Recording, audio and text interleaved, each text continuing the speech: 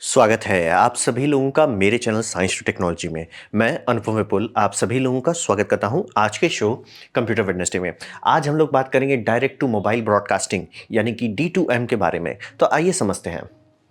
तो सबसे पहले समझिए प्रॉब्लम क्या है जो हम लोग को इस तरह को उटपटांग चीज़ बनाने की ज़रूरत पड़ रही है। प्रॉब्लम ये है कि टीवी एज ए मीडियम ऊपर जा रहा है और ये बात समझिए ऑलमोस्ट हर जगह हो रहा है, क्योंकि आज के टाइम में mobile dominant mode of broadcast consumption हो गया। यानी कि आजकल सारे न्यूज़ चैनल यूट्यूब पर जा रहे हैं, सारे के सारे न्यूज़ चैनल अपना OTP प्लेटफॉर्म बनाने पर लगे हुए हैं।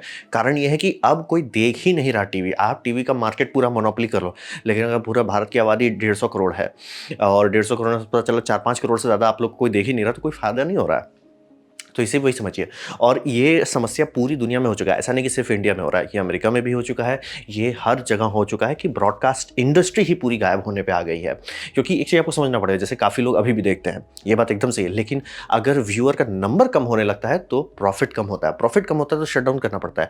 तो जैसे हर कंपनी, जो जितनी भी टीवी कंपनीज हैं, वो एक्सपेक्ट करती है कि भैया एटलीस्ट हम 6 करोड़ लोगों को दिखा रहे होंगे, तब हमें एडवर्टीजमेंट से प्रॉफिट होगा। लेकिन अगर वो 6 करोड़ लोग आधे हो जाएं, भले आप कहोगे अभी भी 3 करोड़ दे रहे हैं, लेकिन अब उनका प्रॉफिट मार्जिन नहीं है, तो उनको बंद करना पड़ेगा। तो इसीलिए ये गवर्नमेंट के साथ भी हो सकता है कि गवर्नमेंट पैसा देके चल रही है, लेकिन कितना पैसा ट्रेजरी से निकाला जा सकता है इस काम के लिए, उसका लिमिट होता है। और मान ली बहुत कम लोग देखने लगे तो ऐड के लिए कोई देगा नहीं पैसा, पैसा नहीं देगा तो लटक जाएंगे। तो ये सीरियस हो जाता है। और रहा बात है कि हर देश पब्लिक के लिए चाहता है कि ब्रॉडकास्ट होना चाहिए और उससे प्रॉस्पेरिटी आती है, मतलब फ़ायदा है। अगर आपके देश में एक अच्छा ब्रॉडकास्ट नेटवर्क है तो उसके कुछ फ़ायदे हैं, बस बात है कि वो अपडेट नहीं हो पाया। मतलब ब्रॉडकास्ट का सिस्टम अच्छा था, उससे देश को तरक्की भी हुआ, लेकिन वो लटक गया, वो आउटडेटेड रह गया और दुनिया मोबाइल में घुस गई। तो ये एक सीरियस समस्या और पूरी दुनिया इससे झेल रही है। तो D2M का आइडिया क्या है? D2M का आइडिया है सिंपल सिंपल कि हर के पास मोबाइल है 24/7, आपके पास अभी भी होगा या चांसेस है आप ये वीडियो मोबाइल में ही देख रहे होंगे। तो हिसाब वही समझिए, ब्रॉडकास्ट आप सीधे स्मार्टफोन में कर दो ना। इसका नामकरण बहुत खराब है, इसको नहीं बोलना चाहिए था D2M, डायरेक्ट टू मोबाइल का कोई सेंस नहीं बनता। ब्रॉडकास्ट टू मोबाइल ये है, तो ब्रॉडकास्ट टू मोबाइल बोलते तो ज़्यादा सेंस बनता। तो ये साहब वही समझिए, जैसे D2H है यार, डायरेक्ट टू होम, उसी के लिए इसको डायरेक्ट टू होम की जगह डायरेक्ट टू मोबाइल कर दे रहे हो, सेंस नहीं बनता यार।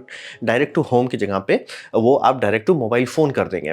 और इसका मेन फ़ायदा होगा कि आपको इंटरनेट पैक नहीं इस्तेमाल करें, यानी कि जैसे आपके पास मान लीजिए इंटरनेट लिंक भी है, आपका मोबाइल फ़ोन अच्छे से कनेक्टेड है, मोबाइल टावर से सब चीज़ बढ़िया है, सिग्नल स्ट्रेंथ है, बल्ले-बल्ले है, लेकिन आपका इंटरनेट पैक खत्म हो गया है, स्वाहा।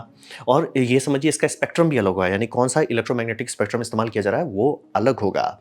और इंडिपेंडेंट पाइपलाइन बनाया जाएगा, ये समझना बहुत ज़रूरी है। मैंने नीचे मतलब समझिए भारत सरकार का ही दिया हुआ है नीचे वीडियो, उसमें एक बात उन्होंने बहुत सही कहा था, इंडिया बहुत सारी टेक्नोलॉजी से जंप मार जाता है। मतलब कि कुछ नहीं है, कुछ नहीं है, टडा 4G आ गया। और ऐसा टीवी में भी हुआ कि टीवी में हम लोग मतलब एकदम पुराना एनालॉग चल रहे थे जिस टाइम इंडिपेंडेंस हुआ, डिजिटल में आने की जगह हम लोग डायरेक्ट सैटेलाइट में कूद गए। इससे पहले एक टेक्नोलॉजी आई थी, वो इंडिया में डिप्लॉय ही नहीं किया गया ठीक से, मतलब 70 जगह पे ही सिर्फ वो समझिए डिजिटल टीवी ढंग से चलाया जा सका। तो हिसाब वही रहता है, बहुत सारा टेक्नोलॉजी इंडिया जंप कर जाती है। तो ये अच्छी बात भी है, बुरी बात भी है। बुरी बात यह है कि बहुत सारे अच्छा फाउंडेशन आपका मिस हो जाता है, अच्छी बात यह है कि कचरा कम बनता है। तो वैसे ही समझिए एक इंडिपेंडेंट पाइपलाइन बनाने की काम किया रहे ताकि वो स्टेबल रहे। आपका कभी भी जब तक मतलब वेदर बहुत ज़्यादा खराब नहीं हो, तब तक आपका DTH को कोई दिक्कत नहीं होता ना, कि उसको कोई फ़र्क नहीं पड़ता कि 100 लोग देख रहे हैं, 1 करोड़ लोग देख रहे हैं, 1 अरब लोग देख रहे हैं, उसको कोई फ़र्क नहीं पड़ता। सैटेलाइट अपना आराम से चिल्ला रहा है, आप रिसीव कीजिए, देखिए, उसको कोई लेना देना नहीं है। और वही समझिए आपको मिलेगा, कोई ड्रॉप नहीं मिलेगा, कोई बफर का इशू नहीं होगा, कोई कंजेशन नहीं होगा।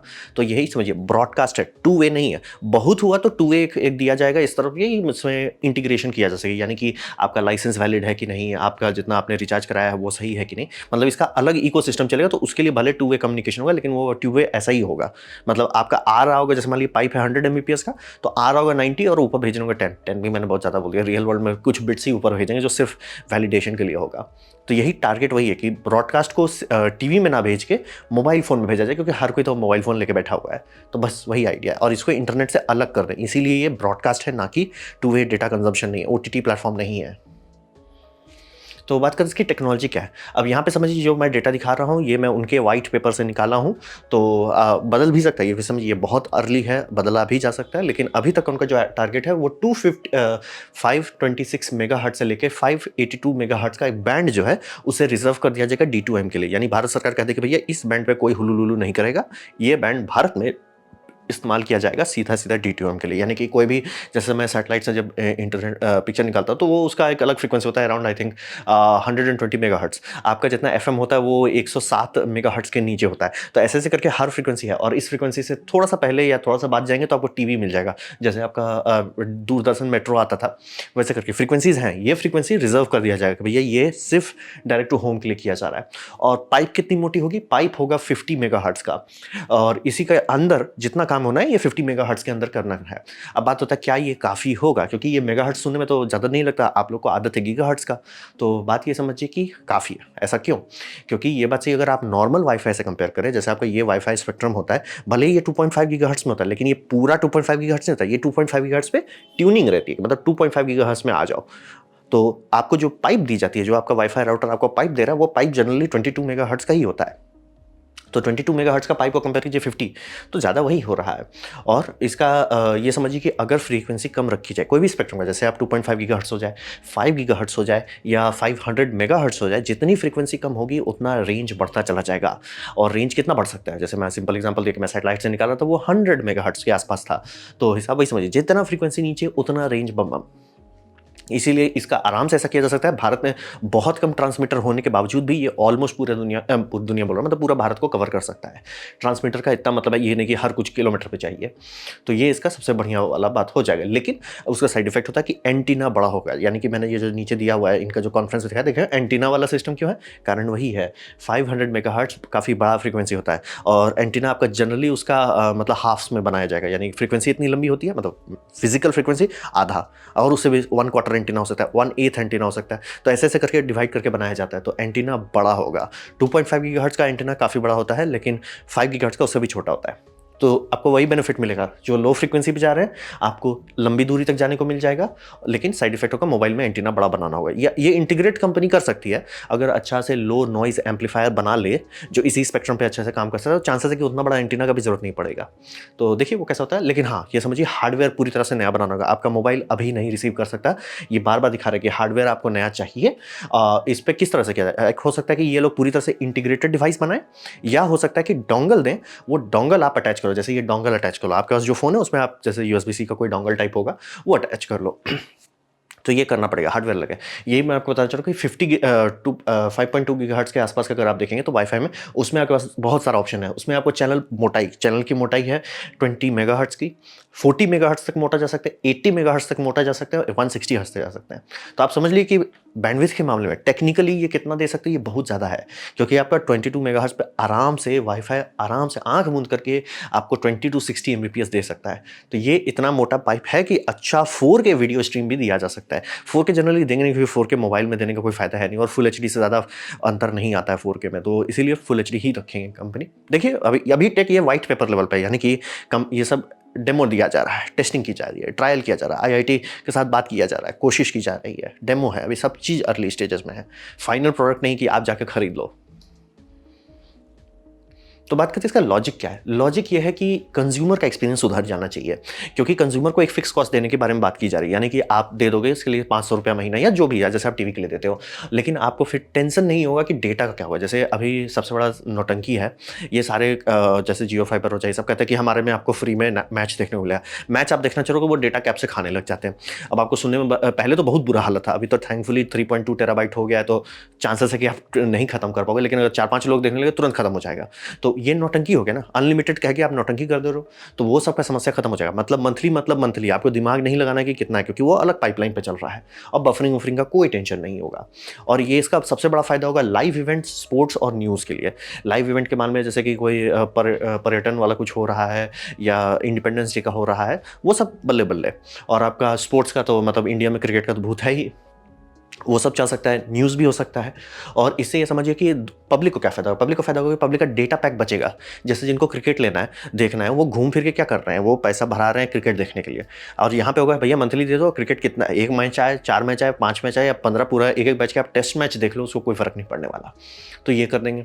और आपका जो 2 वे कम्युनिकेशन है, यानी मोबाइल का जो 2 वे कम्युनिकेशन है, वो पूरी तरह से खुला रहेगा। जो लोग इंटरनेट यूज़ कर रहे हैं उनके लिए अच्छा रहेगा। और ओटीटी के बारे में भी बात किया जा रहा है कि ये सारे ओटीटी प्लेटफॉर्म भी इसको बैकबोन के तौर पे इस्तेमाल कर पाएंगे।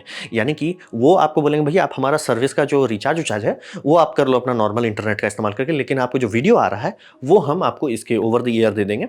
तो उससे ये फायदा होगा कि उनको भी, वो भी आपको आराम से कह सके भैया सिर्फ आप मंथली भरो ना, आपका उसके बाद आपको टेंशन नहीं देना, आप मंथली भरो, आपको फिर कितना आप 1 घंटा देखते हो या 6 घंटा देखते हो, जैसे नेटफ्लिक्स आप ले लेते हो और आप बह जाते हो उसको देखिए लेते हो, तो पता चला डेटा फटाफट खत्म होने लगेगा, खासतौर पर मोबाइल में।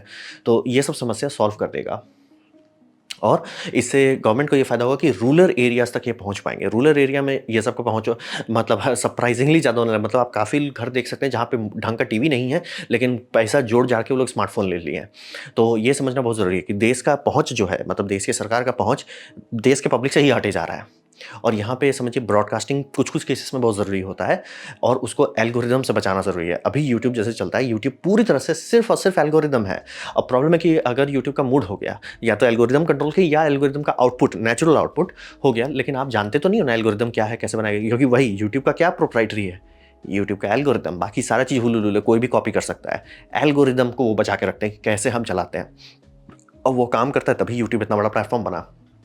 तो मान लीजिए कल को कोई बहुत ज़्यादा इंपॉर्टेंट नेशनल न्यूज़ है जो भारतीय वासियों के लिए बहुत इंपॉर्टेंट है, कोई टैक्स में बदला जा रहा है, नोटबंदी जैसा कुछ किया जा रहा है या कुछ भी है जो भारत के सारे देशवासियों के लिए ज़रूरी है, और यूट्यूब बोला नहीं जी मुझे नहीं लगता लोग देखना चाहते हैं, मैं नहीं दिखाऊंगा, आप तो लटक जाओगे ना।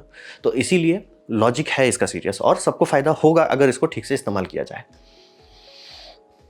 तो भविष्य में क्या होने रहा है, तो हिसाब वही समझिए कि गवर्नमेंट का टारगेट है कि वो पब्लिक तक रीच कर सके, और क्योंकि वो घट रहा है, अब गवर्नमेंट को दिख रहा है कि गवर्नमेंट का रीच घट रहा है। आप सोचोगे नहीं ये सब मीडिया वीडियो कोशिश कर रही है कि इस पे आ जाए, यूट्यूब पे आ जाए, इंस्टाग्राम पे आ जाए, टेलीग्राम पे आ जाए, इधर उधर आ जाए। बात है कि आप सीधे रिजेक्ट कर दोगे ना, आप सीधे रिजेक्ट कर दोगे। आप जहाँ फेसबुक पे आपका ये हुआ आना शुरू होता है आप सीधे रिजेक्ट कर देते हो ना, या सीधे वो ग्रुप छोड़ देते हो, सर जी आप खुश रहो, आप खुश रहो, मैं निकल लेता हूँ।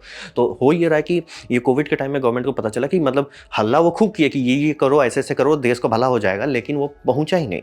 मतलब बहुत लोग के पास वो पहुंचा ही नहीं, लोग देखना ही नहीं चाह रहे थे।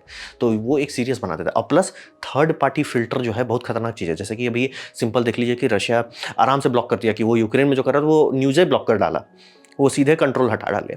और ये मतलब एक सीरियस बात है कि कल को मान लीजिए चाइना कुछ करता है और चाइना को कोई प्लेटफॉर्म रहता है इंडिया में, वो बोलता है कि भैया एक काम करो, या चाइना गूगल से बात कर लेता है कि भैया गूगल एक काम करो, ये वाला हम जो कर रहे हैं इधर वाले एरिया में उसको मत बताना, उसको शेयर ही मत करना, आराम से आधा पब्लिक को नहीं पता चलेगा। तो वो जो थर्ड पार्टी फिल्टर और कंट्रोल है वो खतरनाक है एक देश के लिए, तो वो हटाना चाहती है। और उसके समझिए इंडियन पब्लिक को ये होगा कि ये पूरी तरह से इंडियन इकोसिस्टम है, यानी कि इसका हार्डवेयर सॉफ्टवेयर हर चीज़ का पहल इंडिया में पहले किया जा रहा है। इसको कोशिश ज़रूर की जा रही है कि एक इंटरनेशनल एसोसिएशन बनाया जाए, और अभी कोशिश की जा रही है कि एशिया पैसिफिक जो टीवी ब्रॉडकास्टिंग कंपनी है, क्योंकि इनको भी पता है कि अगर इंडिया सब चीज़ खुद करने की कोशिश किया चल भी सकता है, असंभव नहीं है, लेकिन पिट भी सकता है। और अगर जितना लोग को मिलाएंगे ज़्यादा आइडियाज़ आएंगे, क्योंकि इसके जो चेयरमैन हैं जो इसको पुश कर रहे हैं उन्होंने एक बहुत अच्छा बोला कि 4 दीवारी के अंदर नहीं होने वाला। ये जो इंडियन गवर्नमेंट का नौटंकी है कि हम 4 दीवार के अंदर सब चीज़ कर लेंगे, वो कभी नहीं होने वाला, आप कुत्ते की मौत मरोगे। तो ये उनको दिमाग खुल चुका है कि स्टार्टअप्स लाने हैं और आइडियाज़ लाने, इनोवेशंस लाने हैं। तो ये एकदम चाह रहे हैं कि ये इकोसिस्टम इंडिया में इसका नींव ज़रूर रखा जाए, लेकिन ये मतलब ये फैल हर जगह सके। जैसे कि अभी गूगल यूएस में बना, फैल तो हर जगह गया ना, वैसे ही ये उल्टा करना चाह रहे हैं। ये इंडिया में हम बनाते हैं और पूरी दुनिया में फैला देते हैं, क्योंकि हर देश चाह रहा है इस तरह का सिस्टम। अगर इंडिया बना लेता है, अच्छे से डेवलप कर देता है, हम लोग उसका टेस्ट बेड बन जाते हैं, क्योंकि इंडिया का आबादी बहुत ज़्यादा बड़ा है और चूंकि इंडिया डेमोक्रेसी है, बहुत बढ़िया टेस्टिंग होगा। तो उस मामले में ये काफ़ी बड़ा हो सकता है देश के लिए कि देश में एक डेडिकेटेड सिस्टम हो। जैसे कि काफ़ी अमेरिका तो ऑलमोस्ट हर चीज़ कहता है कि भाई हमारा बना हुआ है, लेकिन मान लीजिए कल को आप भविष्य में कह सके मोबाइल में देख रहे हो ना हमारा बना हुआ है, तो ये बढ़िया बात होगा। और ये अगर ठीक से किया जाए तो प्रॉफिटेबल होगा गवर्नमेंट और पब्लिक के लिए, दोनों के लिए। क्योंकि आप बोलोगे गवर्नमेंट को तो फ्री में बनाना चाहिए, बात है गवर्नमेंट बनाता है लेकिन नहीं बना सकता अनंत तक ना, क्योंकि जैसे इतने सारे दूरदर्शन के हैं, ये है आप लोग कितने लोग को याद है कि ये ऐसा आता था। दूरदर्शन के कितने सारे लोगों को आप समाज पकड़ रहे हैं। अब ठंडे दिमाग से सोचिए कितने सारे लोगों आपको देख के समझ में आ जा रहा है। बात वही समझिए कि अगर लोग नहीं देखेंगे तो एडवर्टाइजर्स नहीं आएंगे, तो इसका जो कॉस्ट है, रनिंग कॉस्ट, उसका थोड़ा % भी वो रिकवर नहीं कर पाएंगे। और गवर्नमेंट का सीधा प्यार से होगा ट्रेजरी को प्यार से बंद कर दो, एकदम प्यार से बंद कर दो, बस वही है। तो पहले 50-60 चैनल्स चला रहे होंगे, फिर देखते थे 30 हो जाएगा, फिर 40 हो जाएगा, फिर एक होगा जो हर कोई इग्नोर कर देगा। तो ये सीरियस बात है, प्रॉफिट होना चाहिए, जितना ज़्यादा प्रॉफिट हो सके उतना भला भला है।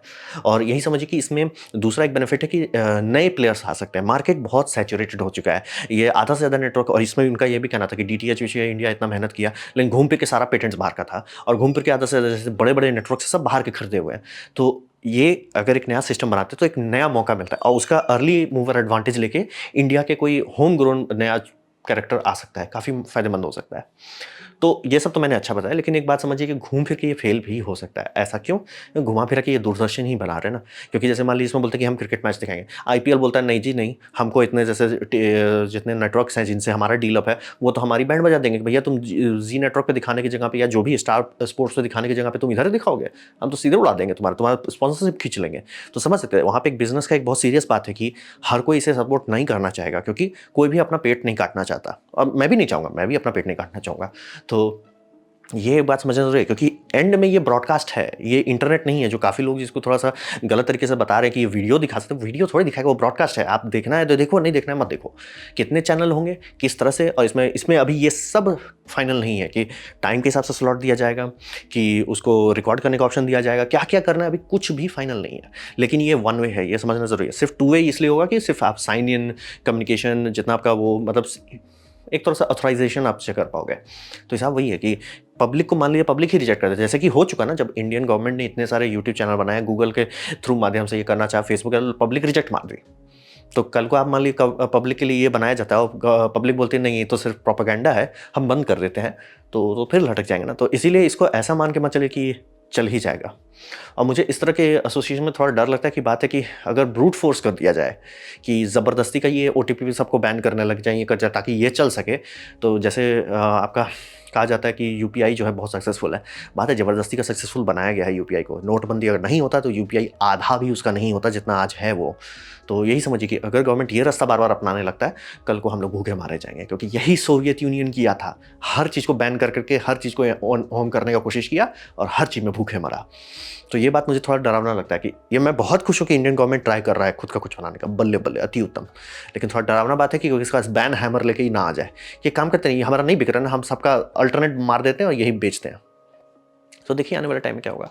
मैं चाहता हूँ, मैं सही दिल से चाहता हूँ कि अच्छा आइडिया है, लॉजिक अच्छा है, और अभी जो मैं रूरल एरिया में जो कोर्ट को इसके लिए जाता हूँ, तो काफ़ी दूर तक तो मोबाइल में कुछ पकड़ता ही नहीं है, तो वहाँ पे भी अगर कुछ देखने को मिल जाए तो अच्छा रहे। लेकिन हाँ, अभी कुछ साल लगना ही वाला है, व्हाइट पेपर ही कंप्लीट नहीं है तो कुछ साल तो लगेगा ही। तो ये था मेरा प्रेजेंटेशन डायरेक्ट टू मोबाइल के बारे में। उम्मीद करता हूँ आपको अच्छा लगा, कुछ सीखने मिला हो, कुछ समझ में आओ। अगर ऐसा है लाइक कर दे, दूसरा शेयर कर दे, उससे मेरा काफ़ी भला होगा। नहीं अच्छा लगा, नहीं पसंद आया, कोई बात नहीं, आप डिसलाइक दबा सकते हैं। मैं कहूँगा डिसलाइक 2 बार दबाएं, उससे मुझे पता चलेगा कितना पसंद हुआ है। मैं आपसे कहूँगा कि कमेंट लिखें, मैं हर कमेंट को पढ़ने की कोशिश करता हूँ। आपसे कहूँगा सब्सक्राइब कीजिए, बेल दबाइए अगर आप फ्री हैं तो। आपने मेरा वीडियो देखा, जानकर मुझे बहुत खुशी हुई। धन्यवाद।